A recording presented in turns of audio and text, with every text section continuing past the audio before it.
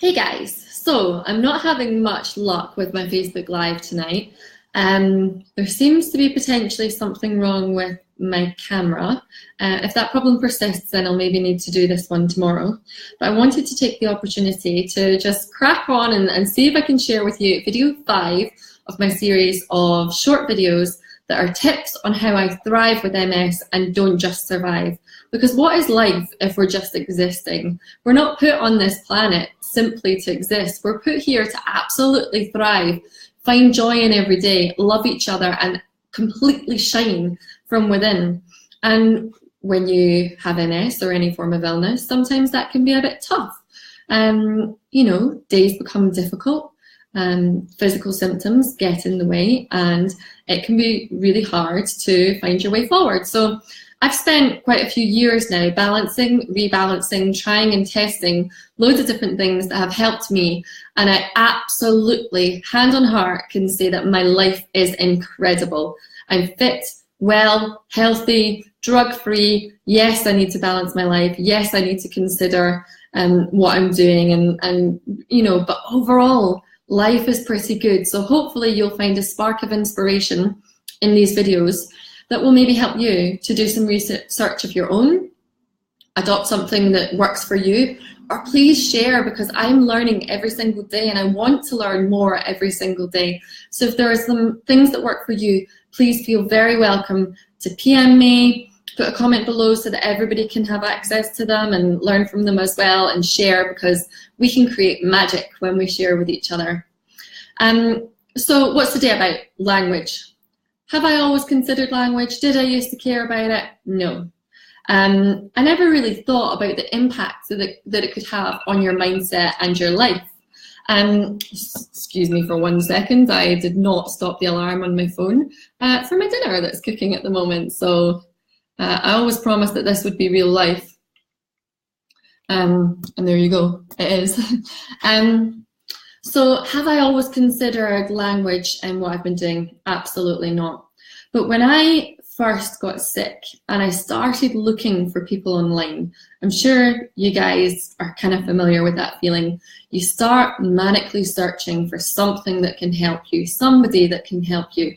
Words of advice, words of encouragement. You look for your tribe, people who understand how you're feeling. And that's exactly what I did. Now, in the beginning, I was terrified of anybody knowing who I was. Again, I quite often say that's another story, and that is another story. I was absolutely petrified of my real life people, and I say that versus social media, but my real life friends and acquaintances knowing what I was going through. As far as they were concerned, I still posted the odd picture on social media, and they didn't have a clue what was happening in my life. So anyway, I went searching, and you find the hashtags, multiple sclerosis, MS, all the standard ones, as you would imagine. But then there are actually a variety of other ones. And what I kept coming across, and apologies for my language, but was fuck MS. MS sucks. Yeah, it does. It's not the best. But a lot of people were using that, and it just didn't feel right for me. I didn't feel like I was starting to surround myself with people who had a positive mindset. Now, that's potentially an assumption on my part. I'm willing to put my hands up and accept that, but that was my decision at the time. So if you use those hashtags, then it still connects you with so many other people out there that can still give you advice and support you and help you, good people. But it just didn't resonate with me. The type of hashtag, and yeah, we are really talking about hashtags, that resonated with me was stronger than MS, MS warrior, positive kind of approaches of how I could find my way forward. So the reason I talk about hashtags is just to kind of start to have a conversation around language with you and the mindset that can create. So it just didn't lift me. And it was at a time where it was more important than ever that I needed lifted. So it's like, I can't do it versus I can do it. That was what it said to me, For me, it was the difference between staying in a world of MS and symptoms and illness, and finding my way forward with health and striving and living. So just my personal opinion. But then moving on from that, of course you can be honest and say you've had a bad day. Of course you can share. And yeah, my language is choice, just like the rest of us on certain days. You know, that's human. So I'm not talking about a passing moment, a passing day. I'm talking about repeated language, repeated stories that you're telling yourself, like, I can do it versus I can't do it. It's as simple as that. That's the best way of saying it. And there is a real neuroscience behind this. So I wanted to take a moment and talk to you about this. I am a coach. I am a personal coach. So I kind of delve into neuroscience a little bit with the coaching side of things. So I'd like to just talk about that for a moment. So your neural pathways, what are they? Well, they're essentially the pathways in your brain that you create or establish habits with. So if you imagine the first time you're walking through a jungle and you have a machete, and bear with me on this, but you have a machete and you are hacking your way through this jungle to find a path. That's the first time you walk to a certain point in it. The next day you walk back the same way, you're hacking away with your machete, and you hack out an easier path. It's easier, it's less work, you get there a bit easier and a bit faster. You continue to do this, and every day it's easier, faster, you get to that end destination in no time at all. Actually, one day, you don't need to hack out any pathway. The path is there and clear. You could call it a motorway. You just speed down there without any effort whatsoever.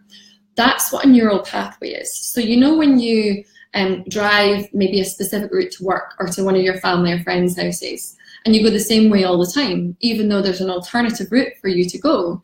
Well, that's because you have created a neural pathway that says that's the way that you go every single time. It's no coincidence that it's 21 days to change a habit. That comes from neuroscience. You can create new neural pathways, and no shit, Sherlock, it takes 21 days to do that. So what message are you repeating to yourself every day? Take notice of it and pay attention, because I bet you don't even really have an awareness right now, because I didn't. A simple example was I used to talk about my back's killing me, my back's killing me, my back's killing me every single day. Well, guess what? It was killing me, you know? It just got sorer and sorer. And we can delve into so much more about the impacts that our emotions have on DNA and have been proven to have on our DNA. But again, it's a story for another day. But what message are you repeating to yourself every single day? Because I am no angel with this, and I definitely used to tell myself negative stories. If I'm being really honest about that, it used to be my back's killing me, I'm not good enough. That's always kind of been an ongoing story with me, and in some ways it always made me strive to get better and better and better in anything that I did. But I don't think it was necessarily the healthiest way of thinking about it and striving to get better and better at everything that I did. Anyway, that's just a little bit of personal disclosure for you. So what story are you telling yourself? What language are you repeating to yourself every single day? You know, oh, that's just me, I can't do it. Oh, that's just me, I'm not the type of person that does that. I'm not the type of person that goes to the gym. I'm not the type of person that cooks my own meals. I'm not the type of person, on and on. You know, you get the message. So, and I'm sure this will maybe shake a few tail feathers in talking about this, but really consider it. So you can create that new neural pathway. So the first thing is start to notice what language you're using regularly, and then just change it, the absolute opposite. Or what do you want to tell yourself every day, and start to tell it to yourself. That's where affirmations can be incredibly powerful. So that doesn't have to be as hippy-dippy as it potentially sounds to you, or maybe it's a normal part of your day. But actually write a note down on your phone or a post-it in a place that you see every day, and write down actually who you want to be and what you want to achieve, where you see it constantly. And you don't have to repeat it out loud if you don't want to. It's powerful if you do, but repeat that. So I wasn't intending to get into affirmations with you or mantras or anything like that. So I wanted to share one other really interesting thing with you. I think it's interesting anyway. So there are physical experiments that demonstrate the impact of language. Now I may pronounce this incorrectly, but Masaru Emoto is definitely a person worth Googling. So I'll put a note of it below, Masaru Emoto. And he has conducted an experiment basically on the effects of water once it's frozen. So twice distilled water, that was the point to begin with, to ensure that it's considered to be pure and can't impact the results in any way. So twice distilled water. That water was exposed to different things when frozen. So good words, playing good music, classical, soothing, soft.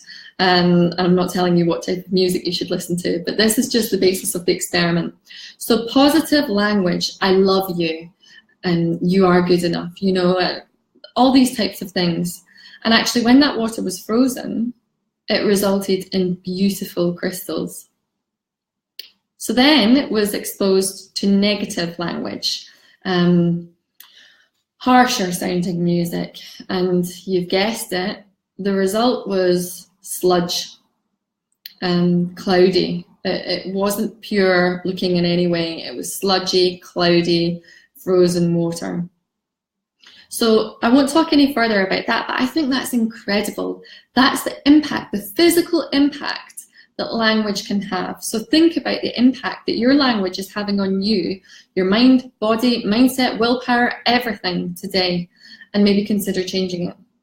So take some time if you want, have a look it up. And yes, of course, recognize when you're having a tough day. But surround yourself with people of a similar mindset, people that are going to support you and encourage you and have the same kind of goals that they're striving for. And that's where I have got so much of my strength over the years, from finding awesome people with the same positive mindset online, and they are thriving with MS too. They're thriving with so many other conditions as well. And actually many of them I consider to be my very good friends now. So I hope that you've enjoyed that. Think about the language you're using tonight. And I will speak to you again in 2 days' time. I'll let you know then kind of what topics are going to be remaining and how many more videos I'll be sharing with you. I can't be doing any tomorrow because I actually have, it's Friday night, but I have some late coaching clients tomorrow. So unfortunately, I can't do a video tomorrow, but thank you so much again for all of your support. We got to the end of this video. My camera didn't fail. So this is awesome. Thank you for sharing this with me again, and I will speak to you again soon. Take care.